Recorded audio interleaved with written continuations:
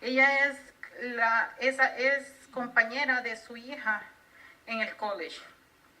So there is a mother who's an example for me. She studied and she had no paper, no documents, legal documents, and she studied with a GED, and now she goes to college with her own daughter.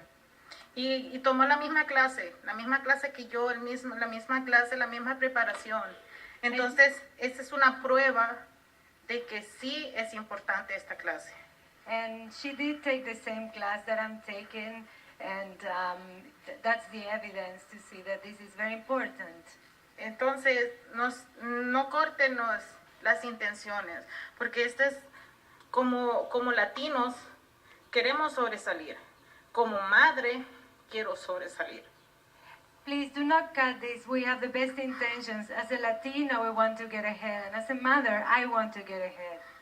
Quiero que mis hijos miren que su mami también estudia. Yo en Honduras soy una mujer preparada. En Honduras tengo mi título.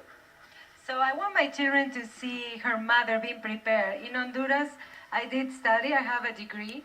Ajá, y aquí tengo que revalidarlo. No me importa estudiar 100 años, no me importa estudiar al lado de mi hija. So here I need to recertify my degree, and I don't care if I need to study at all times next to my daughter. Pero necesitamos estas clases. But we need these classes. Es solo un maestro, es solo un salón. It's one teacher, just one classroom. Solo son 20 horas a la semana. Just 20 hours a week. Y el maestro, para mí, tengo poco de conocerlo, pero es alguien que lo hace por pasión. And the teacher, I have not met him for a long time. I have known him for a very little time, but he does it very passionately. He has passion for this. No es por dinero, es por sacar adelante una comunidad. It's not about money, it's to help a community to get ahead. Ayúdennos. Please help. Ayúdenos a mantener esto. Help us keep this. Sabemos que ustedes son los que tienen el poder. We know you're the ones who have the power. Y necesitamos eso. And we need this. Gracias. Thank you. Gracias y bien suerte mañana. Próxima persona. Number 3, próxima persona. Okay. Welcome. Good afternoon. To the district board members, I, Raquel Mendez, am here to present not only myself, but thousands of adult students who will be affected upon your decision. On our GED prep programs, English and bilingual, I, Raquel Mendez, am a student at Avalon Carver Community Center from the Belmont Branch service area. Every day I walk not only my 3 kids to school, but myself as well. I have been striving to get my GED. I have prepared myself all this way just for you guys to prevent me from obtaining my high school equivalency certificate.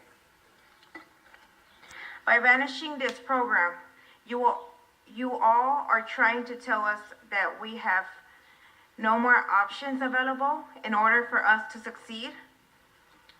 For the last 8 years, this academic GED Prep Center has been successfully managed by an implemented bilingual teacher, Mr. Avalar, on a part-time basis. I need this program to get my high school equivalency certificate, not only for myself, but to better myself for my 3 kids. I don't want to depend on welfare, government assistance. I'm not sitting at home, I'm in school. I want to show my kids that I have achieved what I have been, for which is my high school equivalency certificate. But in order for me to get that, I need to be enrolled in a school, in a GED prep program school, to take the test. Without that test, I can't take the test if not enrolled in a program, a school. I know that starting June 4, it's going to be closed. And I went to go check other schools and called, and they told me, you know what? There's no more going to be Spanish programs, but I'm going to take my course in English.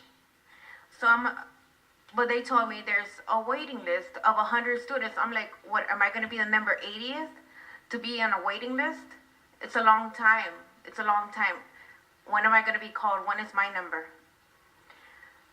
So I plead to you guys, not just for myself, but for other dreamers, other fellow students, other fellow companions. They want to get their GED program, school in Spanish. And I was told there's no more Spanish for the other classmates. And that's it. Okay, thank you. And just to let you know, we will, especially for individual cases like yours, we do have the executive director of adult ed who is on her way down. And especially since you have been enrolled in a program, I think she will be able to help you. So if you can wait for a little while for her to come down and speak with you. Okay. Thank you. Speaker holding card number 4.